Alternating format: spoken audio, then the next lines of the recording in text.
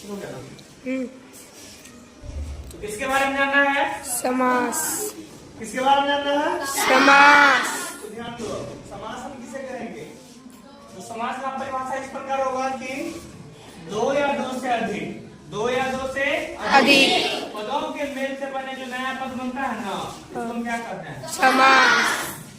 नया पद बनता है उसको हम क्या करते हैं? समास। जैसे ध्यान दो, राजा का पुत्र, यहाँ क्या है? दो पद मिल के क्या कर रहे हैं? नए पद का निर्माण कर रहा है। क्या बन रहा है? राजपूत। ऐसे राजा का महल क्या है? राजमहल। और देश के लिए भक्ति क्या है? देशभक्ति। ऐसे ही बहुत सारे एग्जाम्पल है जो आगे क्या करेंगे, हम प्रकारों में जानेंगे। ठीक है ना? जब उनके प्रकारों को परिभाषित किया जाएगा उसमें क्या है, प्रत्येक एग्जाम्पल देखा जाएगा। ठीक है ना?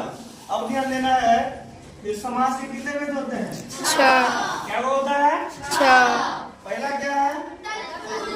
पहला है तत्पुरुष, दूसरा है कर्मधारय, है ना? तीसरा क्या है? बहुव्रीहि, चौथा क्या है? और पांचवा क्या है? और छठा क्या है? अपरिभाग। क्या है? अपरिभाग। एक बार बताए तुम लोगों को, याद कर ही लेना फायदा रहेगा। ठीक है? सबसे पहला क्या है? तत्पुरुष समास। अब ध्यान दो, तत्पुरुष समास क्या कह रहा है, सो ध्यान देना है। जिस समास को विग्रह करने यानी क्या अलग अलग करने पर उसके बीच क्या हो? कारक का चिन्ह आ जाए या कारक चिन्ह क्या हो? छुपा हुआ हो। जैसे कारक चिन्ह क्या होता है? ने, को, से, के लिए, में, से, में, पर, काके की, है ना? और भी है, यानी कारक जो है 8 प्रकार का होता है, 8 प्रकार का चिन्ह भी है उसमें। ठीक है ना? अब ध्यान देना, जैसे उदाहरण के माध्यम से समझो। तो उदाहरण के माध्यम से समझेंगे। जैसे ध्यान देना है, रोग मुक्त मतलब क्या हुआ? रोग से मुक्त। यहाँ पे क्या छुपा हुआ है? से। यहाँ पे क्या छुपा हुआ है?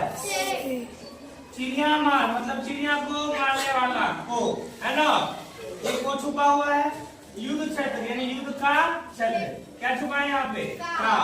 और राजपुत्र यानी राजा का पुत्र, और राजमहल यानी राजा के लिए महल। ये सब जो छुपा हुआ है ना सेंटेंस में, ये क्या है? सब कारक चिन्ह है। इसको हम अगले क्लास में जानेंगे। ठीक है? चलो।